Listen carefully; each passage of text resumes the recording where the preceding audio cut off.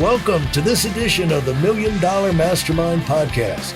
This is where we pick the brains of high achievers from all walks of life and get their hard-earned, real-world insights on winning. I'm your host, Larry Weidel.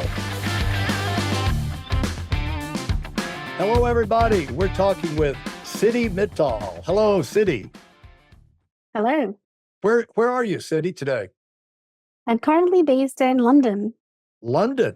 And now I just learned something. I didn't know this.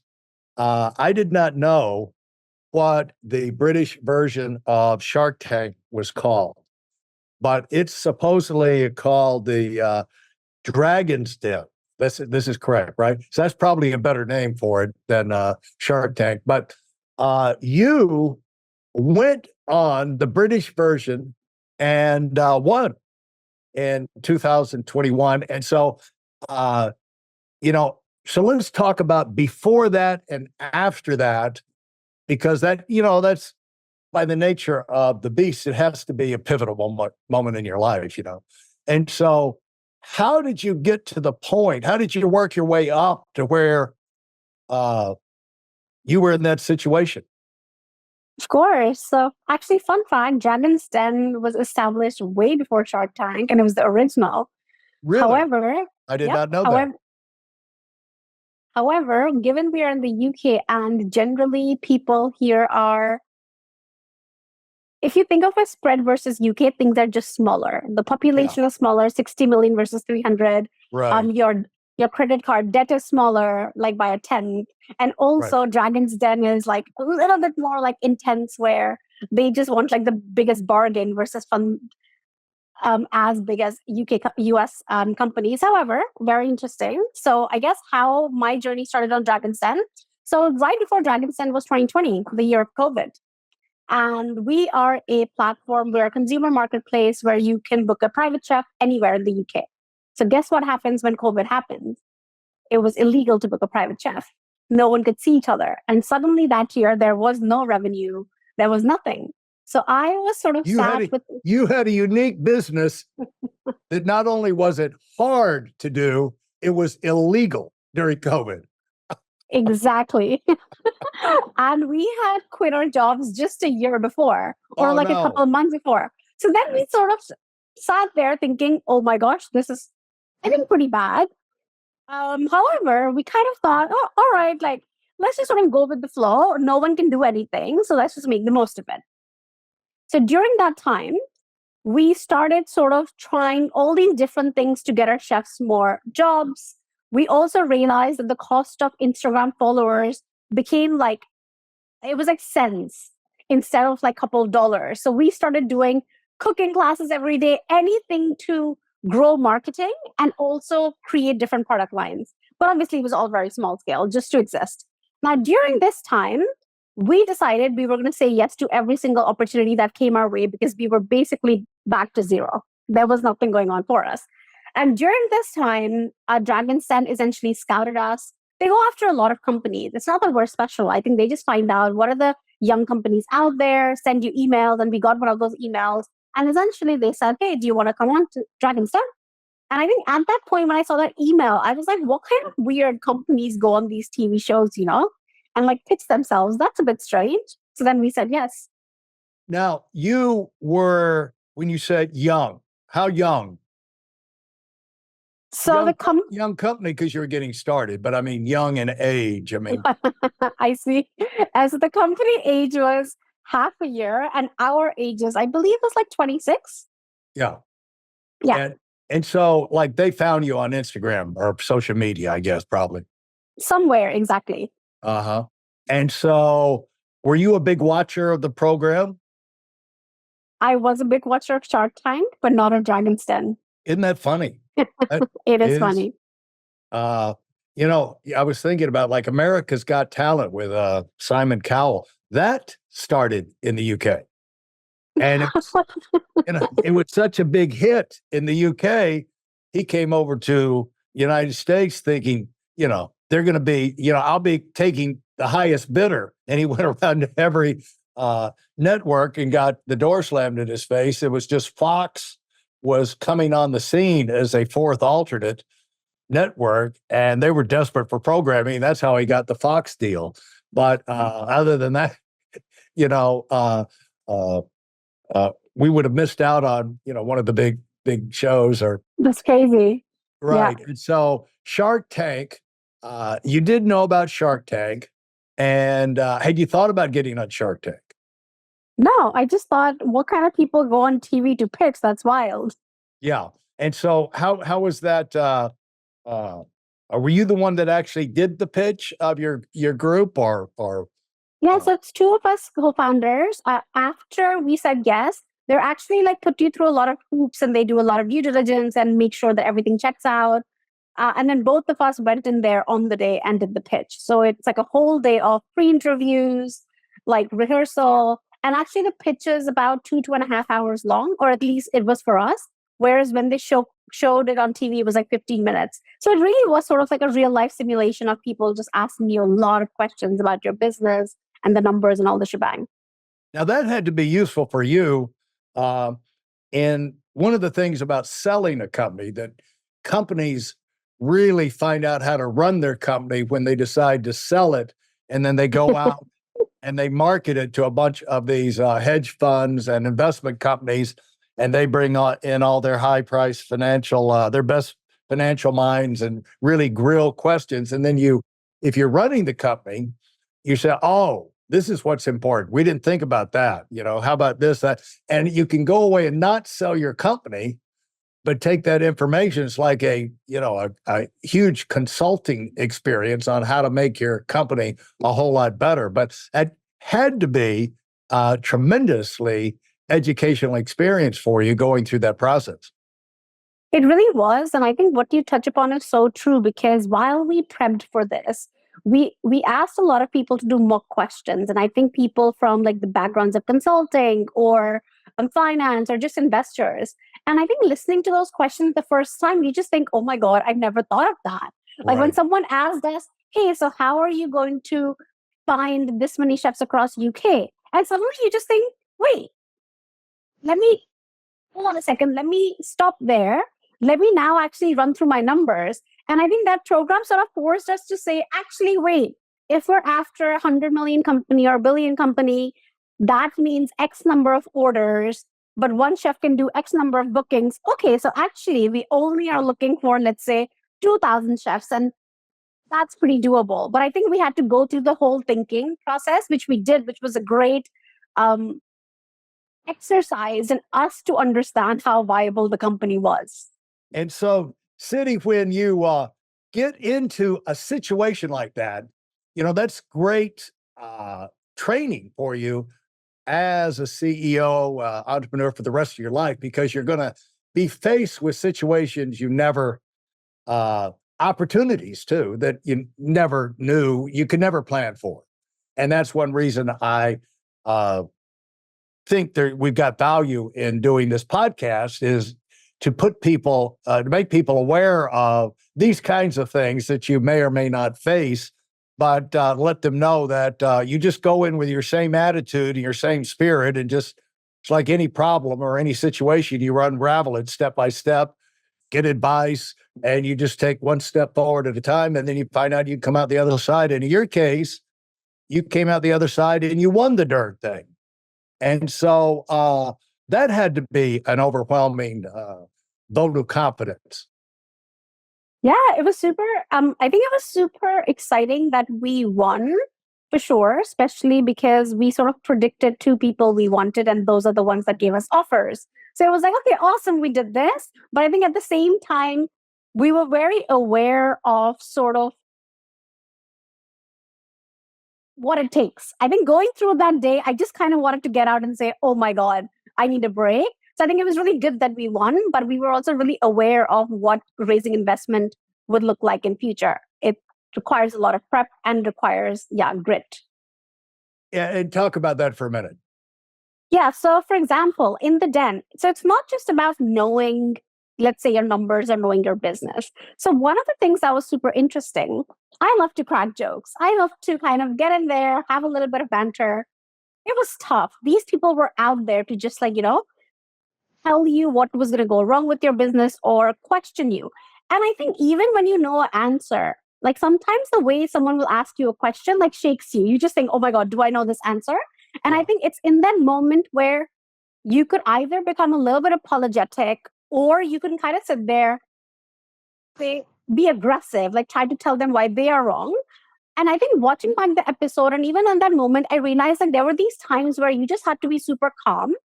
And there was like a combination of being respectful, where you say, okay, I hear you, but let me tell you why I know it to be this way, because this is my research. And I think that was like a really interesting moment where I realized it wasn't just about the knowledge. It was about how the nuance you use to communicate with someone. Yeah. Well, you put your finger on an incredibly important issue. It's what the eggheads in the universities call intellectual, or emotional intelligence. Like you can go through tough times without panicking. You don't have to have the panic response. It's basically, like you say, take a breath, absorb it, have a calm response. And, you don't have to throw a knockout punch just because someone threw a knockout punch at you. You can dodge it, pick your spot. And exactly. But that's great training, great awareness for all kind of situations you have to deal with as a CEO going forward. So, the thing is, the experience of being in the driver's seat as an entrepreneur, CEO will teach. It's like being a parent. The kids will teach you a lot of what you need to know. It's like, at 6 a.m, you need to get up, Mom. And then you need to change my diaper. And then they're crying. You need to get me some food here, and they drive you nuts. And then pretty soon you turn into a disciplined parent. But I don't think parents are necessarily that disciplined when they bring the little package home from the hospital. And so the same thing with CEOs. I don't think CEOs are naturally entrepreneurs that discipline, organize, keep up with the books, keep up with the taxes, keep up, learn how to, treat your people in a certain way, have incentives, and, make sure they understand the vision of what you're doing. All of these things you grow into, and you have to be patient with yourself and let yourself grow into those roles, don't you?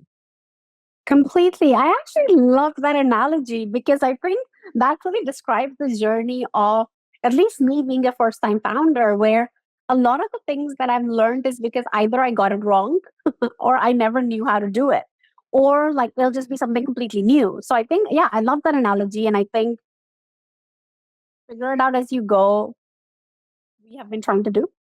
Yeah. Now, when you got, let me ask you this, the idea you had, your concept was a association of private chefs and organizing that. It's kind of like an Uber for private chefs. It seems like something like that. And,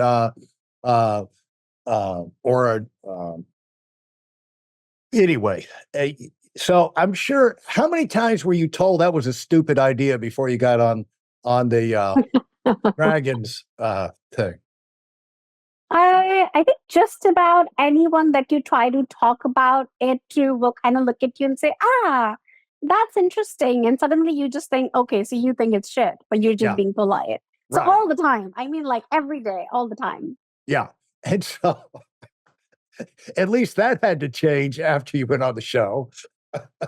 Yeah. So I'd say I think that's a good point. I think society responds a lot to, there's a reason people go out there and collect awards and like go to Ivy Leagues. And I think society really does respond to these accolades. So what Dragon's Den helped with was a sort of validation that, oh, these people like you, so you must be doing something cool.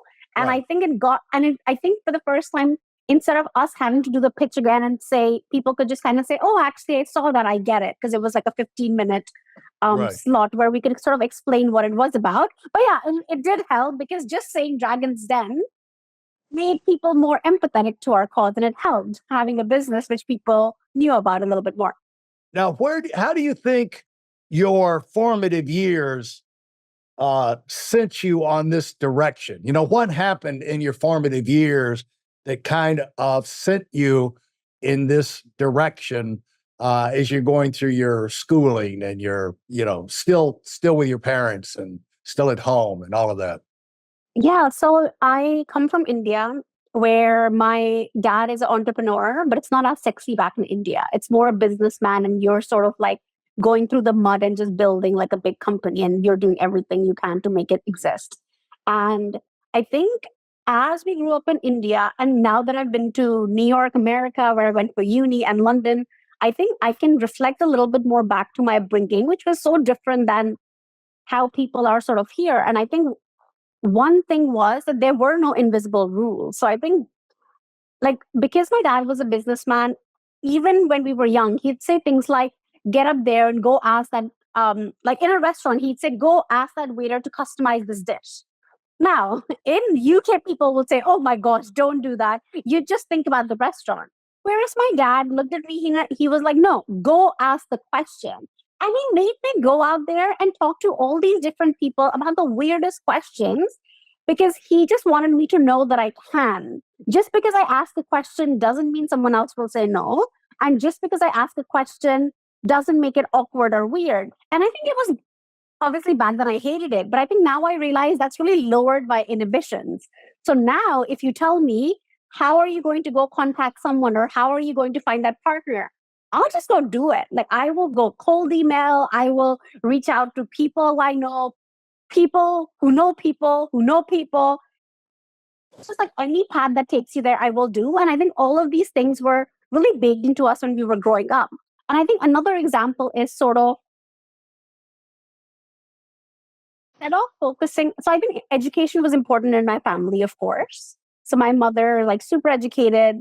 However, my dad was more about the street smarts. So I think, let me give you an example. So we used to go to school, and if you were a little bit late to your school, let's say you missed like the morning bell, you would get fined 100 rupees in India, which is like $2 in America, but you'd have to pay that.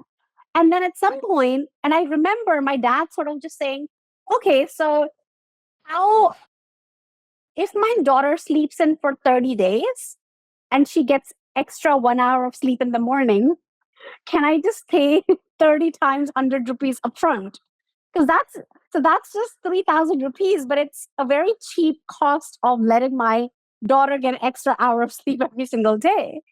And I think obviously the school was livid. They were like, what are you teaching your daughter? But in that moment, I got it. I was like, right, he just made a very quick ROI and this makes sense. And I feel like it was practical learning like that that sort of instilled in me, yeah, slightly more like, I don't have rules. I think I make my rules. And I think you're meant to do whatever in life you need to do to get things done. And I think that was sort of instilled by my parents. The fact that you were his daughter have anything to do with him trying to get you to come out of your shell? Were you the oldest? Were you was it a big family? Three kids. So I'm the middle daughter. Oh, so you're the troublesome middle Yes. daughter. Maybe that's why he tried to do it. I just thought it was great training. Like, I think first time I realized, okay, cool. There's a way out of every single problem, and there are multiple ways to solve something, you know? One is to go to school early. For those of you who are sick and tired of fooling around and are dead serious about wanting to move up fast, I've got something especially for you. I've combined the best insights from over 40 years in business and making $70 million in income and compressed them into a free webinar. That's right, it's a free resource. If you want to find out exactly what the concepts are that I use in coaching million-dollar earners, register now at WeidelOnWinning.com. You'll discover the 5-part framework used by so many to reach their financial, personal, and professional goals. You can find that link in this episode's show notes.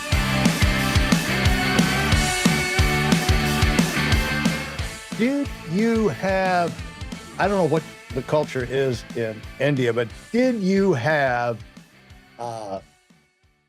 problems growing up trying to make your way in the world? And did you find the world confusing or tough or perplexing or getting along with, you know, did you have a sports, or you have things where you could throw your energy into and establish yourself, or was it just schoolwork or what?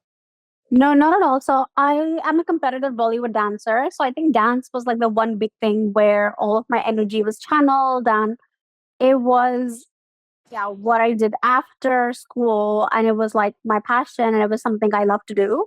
But while in school, I was definitely more belligerent. I think I never understood why people studied so much to come first in class, because I never saw what would happen once you came first. So I Right. was someone who was like top 10, 15. I just did not understand why I should study more to come first, because that person who got first didn't get anything else that I didn't get at 10th, you know? Yeah. And that's funny because I grew up a competitive Bollywood dancer myself.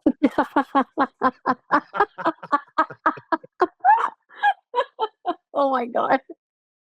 Right, Larry. Okay. Can you tell me a little I bit didn't more? I didn't se- I didn't sell that very well, did I? Okay.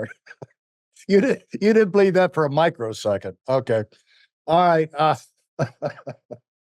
Now, when you decided to go to school, after, college and university, what were you looking for? Right. So as an Asian kid, I was told I have to go to college. And when I went to college, I just thought I was going to college, period.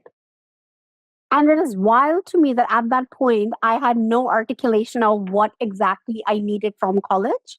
Because now in life, I reflect a lot. But back then, it just felt like one of those paths I had to go through. And actually, my mom is a housewife coming from a small town in India. Successful women were mostly housewives. I didn't even know I could do anything else but be a housewife. So I was going to college in Columbia, New York. And I just thought, awesome, I'm going to college and I'll probably just go back to India and be a housewife. Yeah, but you didn't. Yes. And so talk about how what you did before Shark Tank, where you got your experience and your Yeah, knowledge sure. and your education.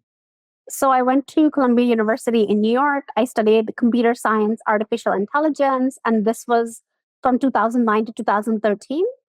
The moment I started studying, I mean, like the moment I hit New York, I just got exposed to a whole new environment. And that was the first time I realized, oh my gosh, people can do anything. There are so many things out there that I can do. And through my college, I realized, oh, my friends are applying for internships. Let me do the same. I realized trading is really exciting. So I then found my way into finance on a trading floor because I thought it was loud, brash, really fun, and I wanted to do it. Yeah. And do you have a knack for that? Yeah. So I think in trading, what I realized, a lot of my personality, it just complemented it. Like I found a niche that just fit. Like they were appreciative of people that were aggressive or loud or like actually very data oriented or quick with numbers. And I found myself at home. And yeah, so I got a job in New York. I realized it was like the best thing, super exciting. As someone starting out in finance, imagine like you don't even know what these numbers mean. Like for me, I was running risk for 500 million. What does that mean to like a 22-year-old? I don't know. It was really fun. And I think one day I could be up a million or down a million. And I think I could have a thesis and I could say, I believe this will work because of this reason.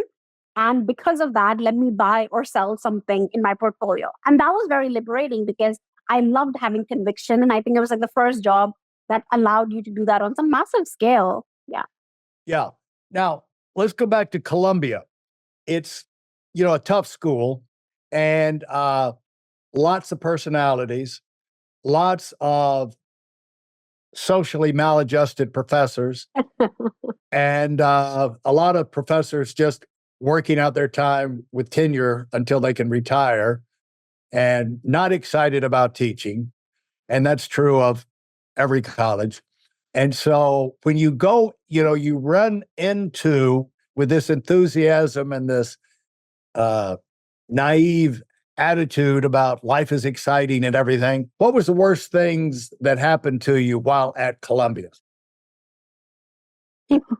so I think number one, which is very, I should have almost foreseen this, was like things got really hard really quickly. Like I used to think of myself as an intelligent person, and then sophomore year happened and I just realized I was an idiot. Like Yeah. there was no, like the coursework of computer science and artificial intelligence, like it just stopped making sense. And I think I remember getting to senior year thinking, can I fail a course and then still graduate? Because this is getting pretty damn hard. So I Yeah. think that was like an eye opener that not everything is easy. Like you really have to work for it. And I sort of did, sort of didn't in some of the courses, but it got really tough. Like it was hard. Yeah. And so talk about that. So for example, like in my senior year, there was this like course on natural language processing and artificial intelligence. And back then it wasn't as sexy. So back then, imagine like my professor had this whole course and then they told us 50% of your grade is your this programming assignment. And in that assignment, you had to like at some point while coding, the program had to learn itself and like solve this chess and win at it. And honestly, I got to like 50% of it. And I was like, I think that's all I can do. I don't understand how the program will learn by itself. And I think I kind of sat there thinking, maybe I'll just get 50%. And I did. And I passed that class. But I still do not know what was taught in that course till date because it was tough. It was really tough. Yeah. And so what, socially, was it a tough adjustment? The New York lifestyle and, things that were expected. I wouldn't say tough, but I will say the social norms were completely different. And although originally I was completely unaware, I think I spent a lot of my college in a bubble. Like I just did things that I wanted to, but then I think when it came to, let's say, socially, I don't know actually, Larry. I'm saying that and I'm like, no, I don't know. I think it was okay. I just thought everything was exciting. I had my peers, and I think I do know when I graduated, I found myself surrounded by a lot more brown people.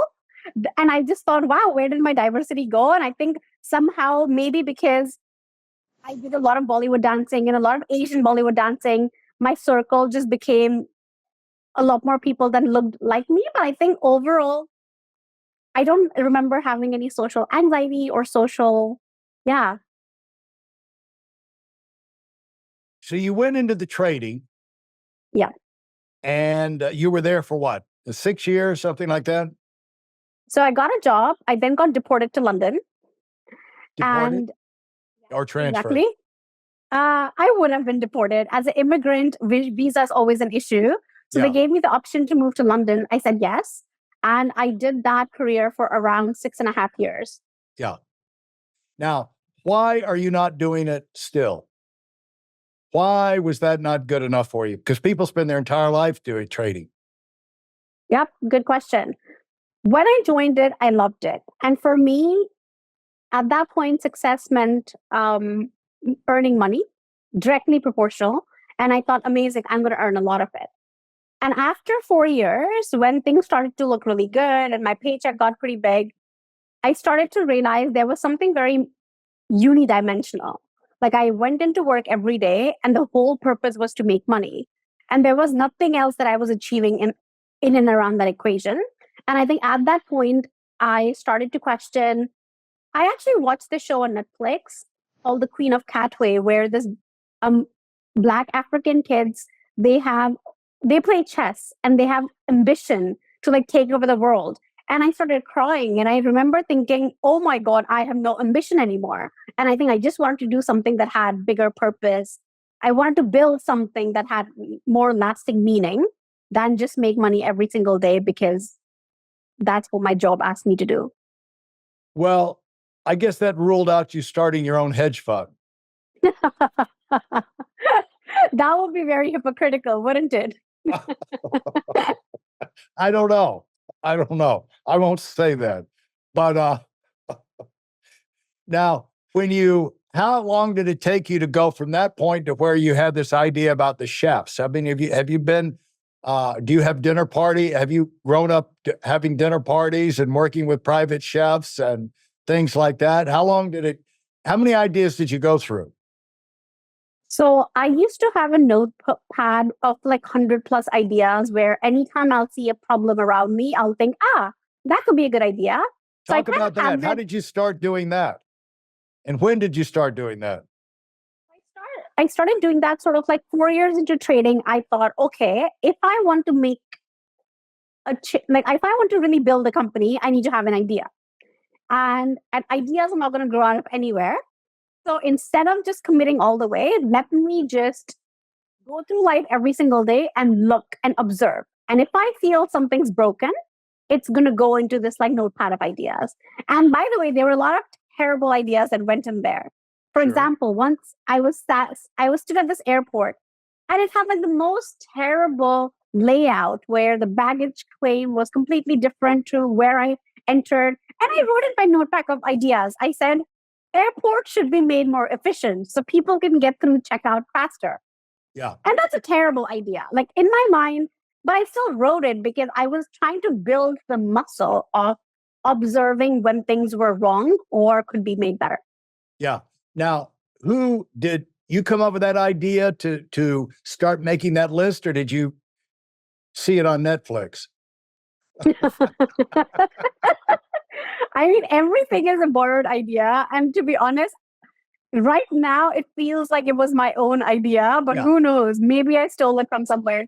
We're going to give you credit for that. Okay, great. But how long did it take you to get up to where you had 100 ideas? How long did it take you to where the chef idea, did that immediately identify, we've got a winner here? No, not at all. So I have this sort of list of ideas. I probably kind of chilled on this list for like 6 months, a year. I did it passively on the side. Did you show it to other people? No, I was so embarrassed. I just thought, like, I don't know, like, it's like so embarrassing that I'm coming up with these stupid little ideas. Of course not. No one ever saw it. Wow. And so how did it work? How did you turn it into where the private chef came out the top? So at some point, I went through this exercise of, okay, let me look through these ideas and start ranking them on some sort of scale. Like effort it will take, how good they could be, how big they could be. Is it actually a pain point or is this made up? How easy would it be to test? And now you thought of this? You thought of this ranking system? This had definitely. Now this is a little too sophisticated. You had to steal this idea from somebody.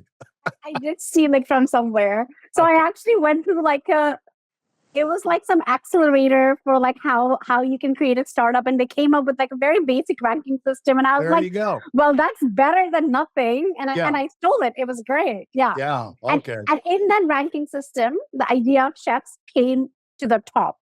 And the reason was out of all these other ideas where the market scope, etc., wasn't great, this was a personal problem because I did grow up in India with chefs and cooks. It's very normal when you grow up in an Asian country, you have home cooked food. But then when you go to developing countries, suddenly it's just restaurants or takeaway, or you have to cook yourself. And I knew firsthand that hospitality sector is actually one of the lowest paid professions in UK. So it just kind of didn't make sense that I can't have home cooked food because all these people think everyone's Gordon Ramsay and a private chef just costs like so much money. But I knew for a fact that wasn't true. So A, there was a gap, but B, I knew firsthand that stuff like this works. And people have people over. It's amazing to just have home cooked food. So I think I had this like special, unique insight, and it won on a bunch of other matrix points. So it was like top of my list. Yeah. I had a friend of mine, he built this huge, monstrous house in Florida. And then he thought, okay, now I'll take the next, I have a great kitchen. I'll take the next step. I'll get my own private chef. And then after he gained 30 pounds the first month, he had to fire the chef. Oh my God, that's hilarious. So it's better to bring in the chef periodically rather than have your own permanent private chef, I would imagine. I should hire you as our salesperson. Love it. That's a great angle to it. Now, how did you go from, okay, I rated this thing and it's kind of emerged. At what point did you say this out loud to somebody else? This chef thing could be good. So I made a friend at my work back then, and I told her, I think life is too short. This job kind of sucks. We need to go do something else. And I have Now, an why idea. does that job? Wait a minute. You're making a lot of money. You're your own boss. You go in there and this job kind of sucks. You're hard to please. Yeah, I think it was sort of a first world problem, I'd admit. But I think I think in different points in life, you need different things. And I really wanted to build a company, and I wanted to build a very big company. So at that point, that job really wasn't cutting it. And this friend actually turned around and said, oh, I love this idea. Actually, there could be something really big that happens. She was my friend, also a peer, and then ended up being my co-founder. Her name's Heinin. Yeah. And so it's amazing how empowering it can be. I heard a long time ago that, fortunately, I heard it early in my career, that most revolutions, if you're going to build a business or a company, you're going to start a revolution. It's one way of looking at it. And I heard early on, fortunately, that most revolutions are run with very few people at the core. It's not managing thousands and thousands of people every day. And you have it's kind of quiet at the core. It's like a nuclear reactor. It's very quiet at the core, and then it spreads out. So it's really empowering. Talk about how empowering it is to find that first key person and how it changes your every day, really, because you wake up, you get an idea, now you can bounce the idea off of them, and they can, it's can kind of create magic and keep the percolation going. Talk about how that changed things for you. So before Heinen, it was just me and a bunch of my ideas, and I didn't know if I could do it. And I think there was a lot of self-doubt. And I also imagined myself just thinking, I think I assumed a lot more worst case scenarios. And I think I just kind of didn't want to do it myself. So I just thought, whatever. But the moment I found the first person, or like, I obviously spoke to a few other people, but Heinen and her energy, the moment I just saw it, she saw a world with me that didn't yet exist. And it's as though we were peeking into the future. We could just see what life would look like for people who have birthdays or hire Airbnbs and can just have this amazing service as easy as ordering Uber. And she shared that enthusiasm with me. It was everything. So I feel like it was special. It turned me from a sad little person with the idea who wanted to escape to someone who was super bullish and ready to do it. Say that again. Say that again. That needs to be said. A sad little person. Start with a sad little person. It turned me from a sad little person with a little idea to someone who was confident, ready, and very bullish to take on the world, actually. Yeah. Like Tom Petty. I don't know if you know Tom Petty, but he's gone now, but he had a long career in music. And my brother worked for him for 40 years. And he said that when they got started, when they got this one drummer, Stan Lynch, he said, once we got Stan standing behind me on all the performances on that drum kit, he said, I felt like we could go conquer the world. I felt like I had a jet engine at my back, like nobody's going to mess with us. We got Stan back there on the drums. And shout out to Stan Lynch, by the way. And anyway, the energy is one way of telling if you got the right person working with you in your core. Is, do they bring energy? Do they create energy with you? Do they charge you up, and that comes from not this the personality but like ideas and enthusiasm. And you could, they make you better because they're provoking you to greatness, and they inspire you with ideas they have and how they see it. But if you don't have that person, probably need to get rid of them, or you not count on them to be the core, have them around. But that's probably the key indicator that this is a person who's going to be in the core. Don't you think? I completely agree. You couldn't have said it any better. I think with Heinin, we weren't 1 plus 1 is equal to 2. It was exponential. I think I just felt we together were 10, and it was incredible. It is incredible. Yeah, you look for that, and it's not. I'll tell you where you look for that. You like Berkshire Hathaway with Warren Buffett and Charlie Munger. And, they had a decades-long relationship like that that created magic there. And so that's one of the things where Charlie Munger used to say that a lot of people work hard. A lot of them have, a great idea. But he said that the missing thing is the successful people also have good fortune. And I think a big part of the good fortune is stumbling across the right person to work with you. I just think, of all the advantages you could have, that's hard to replicate, So as you went forward, now, how did you go from that point to where you started to get, what was your battle plan? You started to line up chefs. When did you have your first sale, quote unquote?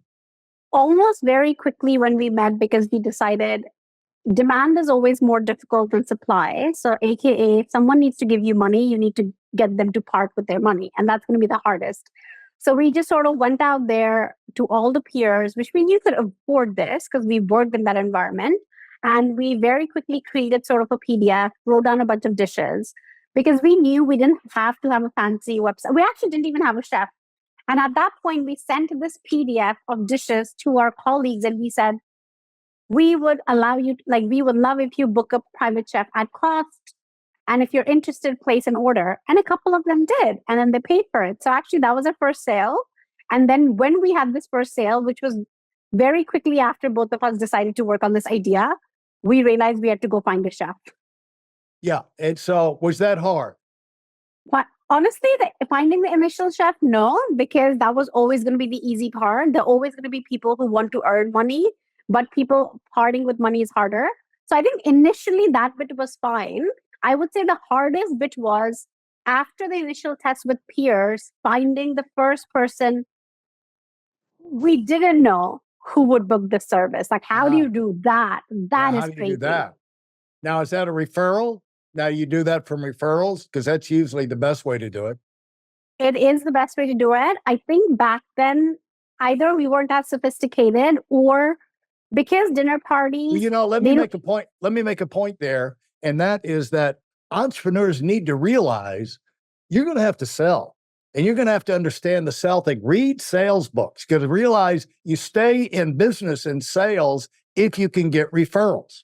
Because if you can't get referrals, you can't do a good enough job where people feel good enough about you, and then you ask for the referral, you're not going to have anybody else to go to the next time. And so as you, where you ran into that was a lack of knowledge about the sales process and that how important referrals could be for you. You can always cold call or run ads, but that's more expensive, less return than word of mouth. So go ahead and talk.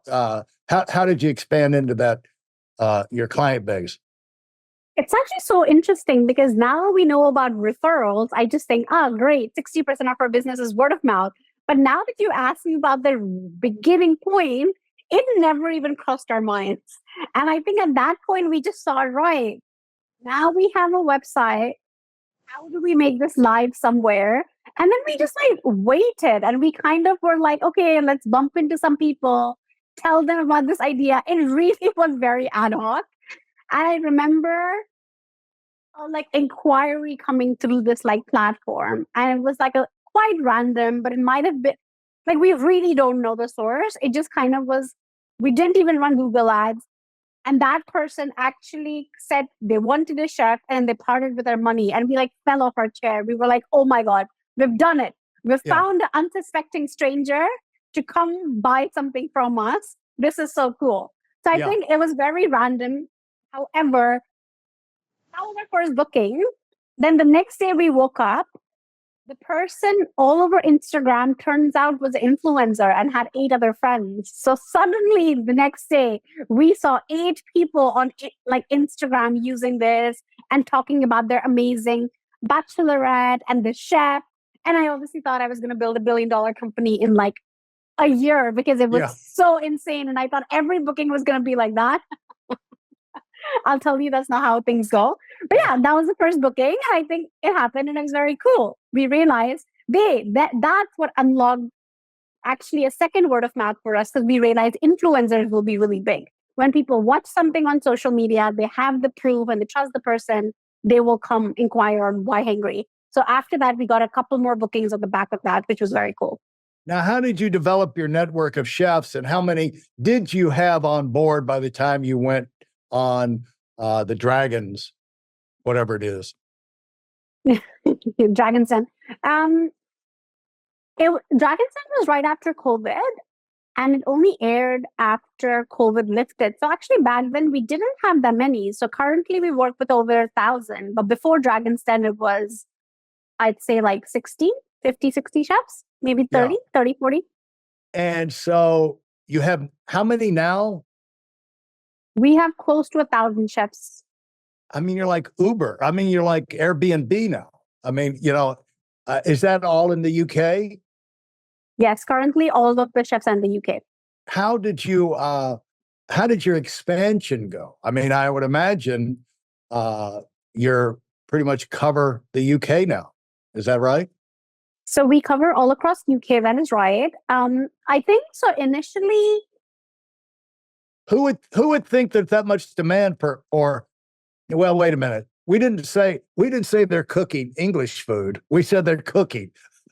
Correct. I was going to say, who would say there's that much demand for English food? But anyway, it's very funny you say that though, because when we started, I am a immigrant Asian. My co-founder is Chinese, German. We didn't have any English food on the menu because we didn't know any. It was just Indian, Chinese, Thai, Japanese. Forgot about British entirely. You're probably not going to bring in a private chef for shepherd's pie or fish and chips. You would be surprised how people love to have some Sunday roasts. But yes, I think relatively speaking, people do like to book more sophisticated cuisine and not British.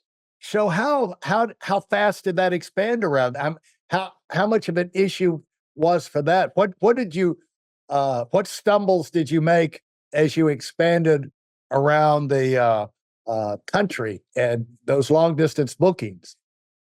I mean, what I'll say is like, oh God, getting chefs has been like a whole learning process in itself. And we went from 1,000 chefs is a lot to keep up with. Quality control, and you got people going and coming all over the place. Yep. So now things seem a lot more calmer because we've learned our lessons. But back when we started, I remember we used to, we had this hypothesis that if a chef is really good, they can do every single cuisine. Because why not? It's just as easy as throwing some things together. Yeah, it's not bad. And then we had a booking where we sent a chef, and that chef, and it was like we had the worst review ever. And turns out the chef does more healthy meal prep, nutritious food.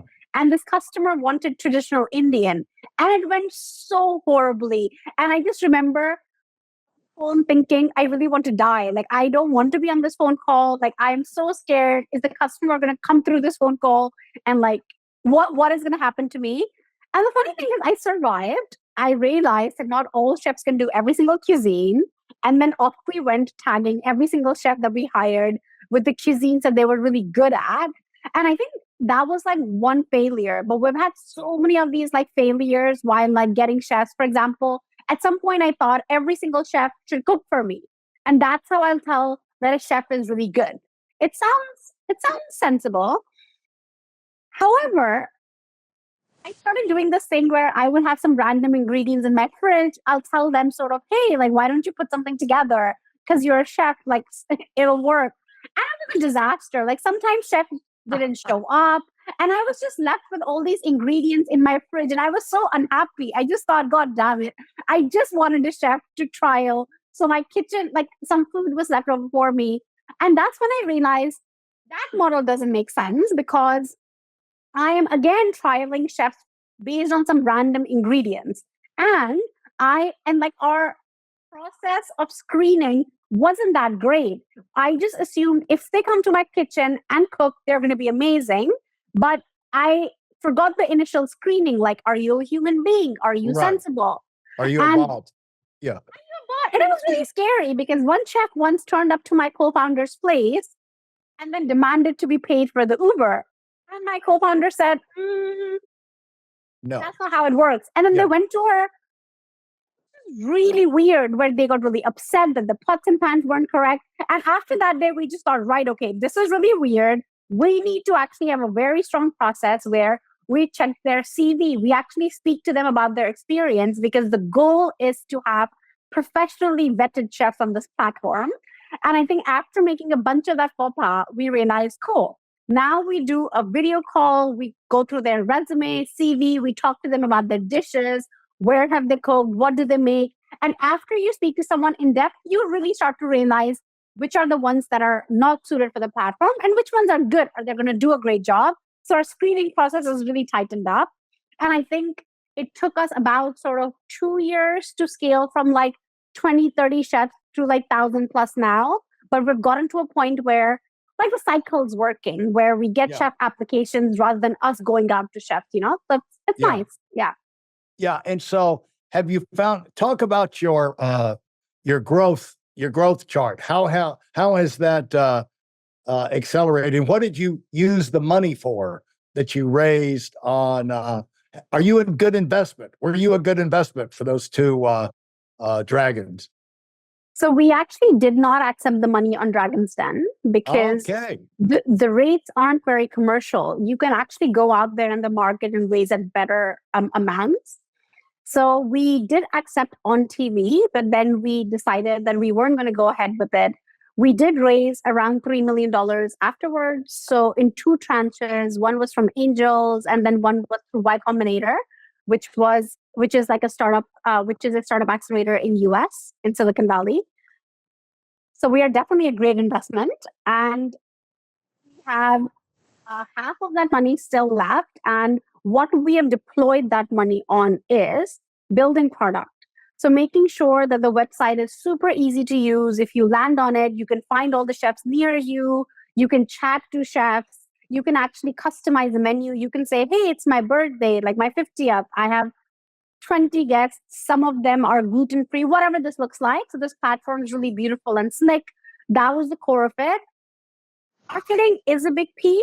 And I think although we started a lot of referrals, and it takes time to build word of mouth, where if someone tells their friend, they might have a birthday in the next 3 to 4 months. It's not as immediate. It's like Airbnb, where people use it like maybe once or twice a year. So I think obviously marketing, like finding what are those core channels that will give us a steady stream of customers on the demand side. And then I think it's just people. So like hiring for customer service and operations internally. Well, you're the size now that, have you got the United States expansion on your horizon? It indeed is on the horizon. Yeah. Yeah. You're the size now that you can approach the Airbnb people or the vacation rental people. And there's only like 1 million of those kind of companies around the world, and tie in with them. It seems like it'd be a domino effect once you start getting those associations going. You don't have to just add chefs now or add bookings. You can add, rental agencies. And absolutely. So that's a great idea. I'd like to get a percentage of the profits from that. Oh, I love it. Like owning equity is the dream. I love that you asked. I will keep you in the loop. The thing is, with your great training in writing code for AI, you can just write a program and AI will teach itself how to improve your program and do the expansion. It'll be self-learning. Will be self-learning only if I finish that course back in university. But that's okay. Things are easier now. Well, you could hire somebody to write code for you now. Exactly. Yeah. Yeah. They're like chefs. They're a dime a dozen. In fact, I read an article this week in New York, in the Wall Street Journal, that computer scientists graduates are having trouble finding jobs. So, there you go. That is wild. Yeah, cool. It is wild, So you'd think of all the jobs that there'd be plentiful out there, but so it just shows you can't predict. You have to think on your feet. And so anyway, I'm not going to keep you any longer. We'll save some stuff for your next once you get into the United States and expand to all the continents. Absolutely. US is definitely next on our agenda. Well, do you think you'd ever have the guts to expand into India? I love the way this question is phrased. Yeah. Someone just asked me this today, and honestly, I kind of had to take a little bit of a second, and I looked at them and I just said, first, US. Yeah. And the reason is how Larry, I spoke about invisible rules and Right. kind of go. I just think India is this wild market, and there are no rules, and and I think I grew up in it. It's an awesome country, but it scares me a little bit, and I feel like we will have an easier time expanding in US. And I feel like I don't know how well companies do really going into that world, and you really have to understand that market well. So in future, yes, it is a big opportunity, but I think there are other demographics where people will be easier to make customers of. My recommendation for you is you keep getting bigger and bigger and let your management team expand. And then once you have someone on board who's proven, who develops this insane desire to take your company into India, you say, go get it. I love it. That's so true. Yeah. I like it, Larry. Yes. Yeah. Send somebody else, Okay. I like that. Yes. Yeah. I think that is a great strategy. Yep. Yeah. So anyway, I'm proud of you. I'm excited about what you're doing. And I'm looking forward to expanding to the United States. And so I can book one of these private chefs. Ooh, yes, it's going to be awesome, very cost effective and delicious. And you're not going to gain like your friend back there in Florida did by hiring a chef for a month. Awesome. Well, thank you so much for having me. Yes. And I'm going to, I always let my guests have the final word. And we like to have a little bit of a extra benefit for the people who stayed with us all the way through. So what would you say, pass on to the people that, are impressed by what you've done, are inspired by it, and would like to do something similar? So what I'd love to say is you really get one life, and you should just think, if today was your last day, would you be content that you went out there and tried and took the shots? Yeah. And if you can say yes, that's great. But if it's a no, you should just go out there and try to do the stuff that really scares you, because there is an equal probability of it succeeding than it is of failing. And people dwell a lot on the failures. But there's so much success to be had if you just take that leap and you believe it can happen. So go out there and do it if you feel you need to. And I would say what I would add from what I've seen with your story is that you did it not passively, you did it actively. Even when you didn't have an idea, all you had was this desire, this churning inside, like, this job, I've got to do more. But you didn't wait for it to come to you like you waited for your first clients.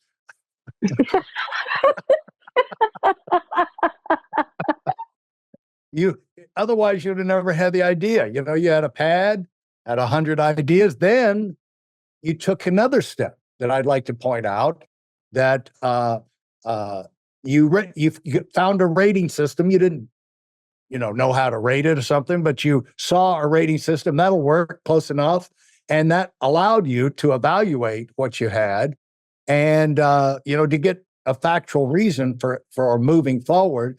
And so take charge, be aggressive, come up with some ideas. If you want to do something, and go with what you've got, follow your instincts, but keep moving forward. And it's just amazing what you've been able to do. And 1,000 chefs, you're on your way. I'll look forward to seeing you in the United States. This has been fun. You, Larry. Thanks so much, Siddhi. Goodbye. Thanks so much, Larry. Bye. Thank you for listening to this episode of the Million Dollar Mastermind podcast. Commit to your personal and professional evolution with our free training video. It's designed not just as an educational session, but as a transformative journey for those bold enough to aim for the stars. This isn't just any webinar. It's a roadmap to achieving the extraordinary. It's tailored for those who dare to dream big, and yes, it is completely free. Join us in a network of ambitious professionals ready to take their careers to new heights. Secure your spot now at WeidelOnWinning.com, and let's unlock your potential together. Thanks for being part of this community.